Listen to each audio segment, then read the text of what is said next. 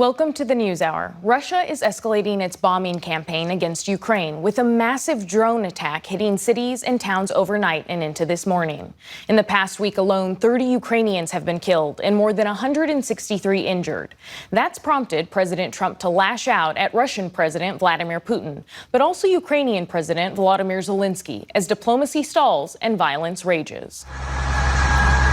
A late night for Ukraine as flames and sirens broke through the darkness. Overnight, Russia sent the biggest drone attack of the entire war so far. Ukrainian Air Force officials say more than 355 drones came from Russia last night. And the night before, 298 drones. Plus almost 69 missiles. Today, Ukrainian President Volodymyr Zelenskyy said the attacks made it clear Russian President Vladimir Putin didn't want to end the war. All the more so as Russian strikes are becoming increasingly brazen. Over 900 attack drones launched against Ukraine in just 3 days, along with ballistic and cruise missiles. On Sunday outside of Kyiv, Ivan and Lyubov Fedorenko's home was destroyed. Thank God we had no children at home. Yesterday, I was trying to persuade my daughter to come to us. After all, she lives on the 8th floor in Kyiv, and here it's the ground floor. She said, "No, Mom, I'm not coming." And thank God she didn't come, because the rocket hit on the side where the children's rooms were. Moscow's defense ministry says they've shot down more than 100 Ukrainian drones, and flights to Moscow were diverted on Sunday and Monday.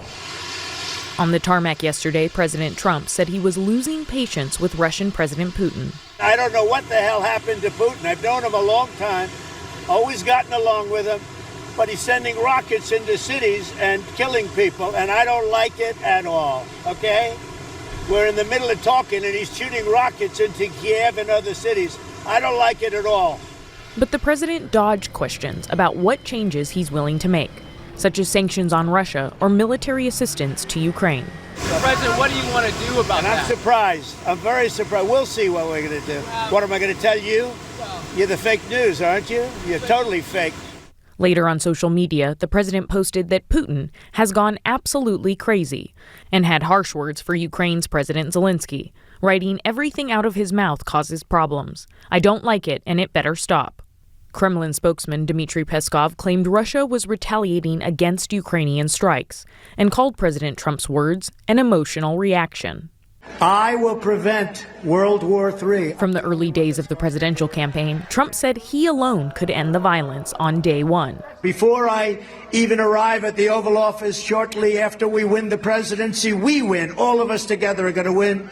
I will have the horrible war between Russia and Ukraine settled. I know them both. I will get it settled. But 4 months later, progress is elusive.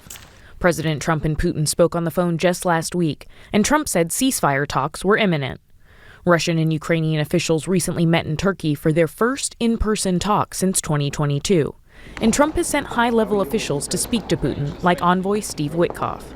Many Republicans in Congress have been advocates for Ukraine, but have largely deferred to Trump.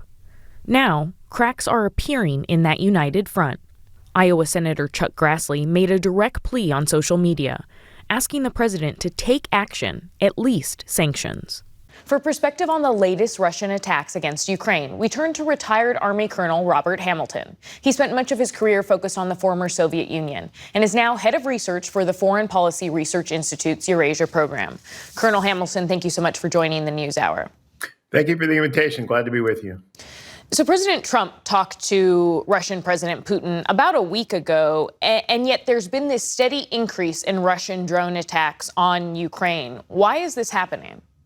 So I think there's two reasons, Laura. I think part of it is negotiating behavior, right? I think the Russians understand after the face-to-face meeting with the Ukrainian delegation in Turkey and also after the Trump-Putin call that negotiations are likely, that they are likely to be pressured into direct negotiations to include the U.S. So that would be U.S., Russia, Ukraine. And part of this is negotiating behavior. It's sort of establishing a position, staking out a position in advance of negotiations by raising the level of military activity in Ukraine. And part of it, I think, is, frankly, to deflect from the fact that the ground war is not going as well for Russia as I think a lot of the narrative in international and particularly Western media would have us believe. Since November of last year, Russian territorial gains in Ukraine have declined month on month pretty significantly and pretty steadily, and their casualties per square kilometer gained have risen pretty significantly. As Russia is escalating its attacks, President Trump said this weekend that he thinks Putin has gone, quote, crazy, and that he doesn't like the attacks. But he also said that he has gotten along with President Putin in the past. Do these comments have any effect on Putin whatsoever? I think maybe at the margins. Right? I think Putin is walking a fairly thin line. So he wants to delay negotiations as long as possible because I think Putin believes he can outlast the West, and without Western support, Ukraine will not be able to win the war. It's likely that that's correct. Ukraine won't be able to win the war without Western support, but a cutoff in Western support, and especially U.S. support, does not necessarily mean Ukraine will lose the war. So on the one hand, this is Putin trying to kick the can down the road, essentially extend the timeline until negotiations start. But on the other, again, this is negotiating behavior.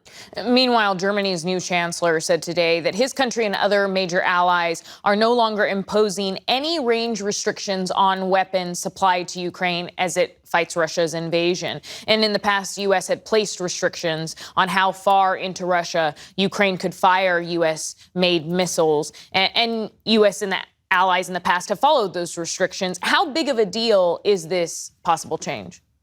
So I think it would be a really big deal if two conditions hold. One, if Germany has been very tight-lipped, at least the Merz government has been very tight-lipped about whether it has or will supply Taurus cruise missiles to Ukraine.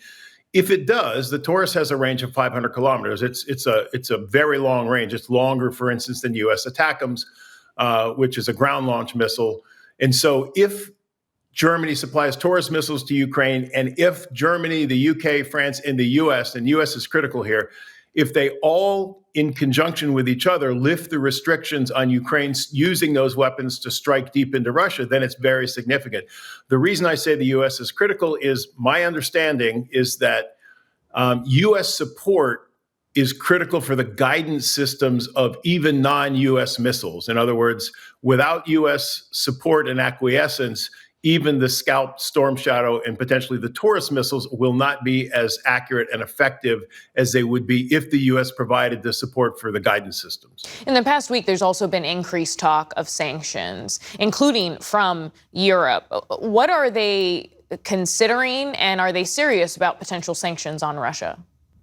So a new European round of sanctions, my understanding, has been approved. I'm not sure if it's been applied yet, but the EU has approved a new round of sanctions on Russia. These are essentially a moderate escalation of the sanctions that are already in place. I think the critical thing, and the main reason or the main means by which Russia is still able to make money and support its economy throughout this war is by the shadow fleet, the fleet of oil tankers that are unregistered and uninsured. But the shadow fleet is able to deliver Russian oil. Some of our partners and allies, particularly in the Baltics, have seized some of these Russian tankers, these shadow fleet tankers, over the last month or two. If Ukraine's partners get serious about interdicting or even removing the shadow fleet altogether, then that would have a serious effect. Here in the U.S., Republican leadership in Congress is also threatening sanctions of their own with a bipartisan bill that would, in addition to sanctions, put a 500% tariff on goods imported from countries that buy Russian oil. Do you think Congress should move forward with these sanctions, or that they have to wait to get a signal of approval from President Trump? No, Congress can absolutely move forward with sanctions on its own. It did that in the first Trump administration. In the first Trump administration, Congress passed sanctions on Russia explicitly for the reason that essentially they didn't trust the White House to keep sanctions in place. And so Congress passed sanctions that then only Congress can remove. And that could happen this time as well. And I think it would be a positive step if it did. That's Colonel Robert Hamilton of the Foreign Policy Research Institute. Thank you for your time. Thank you.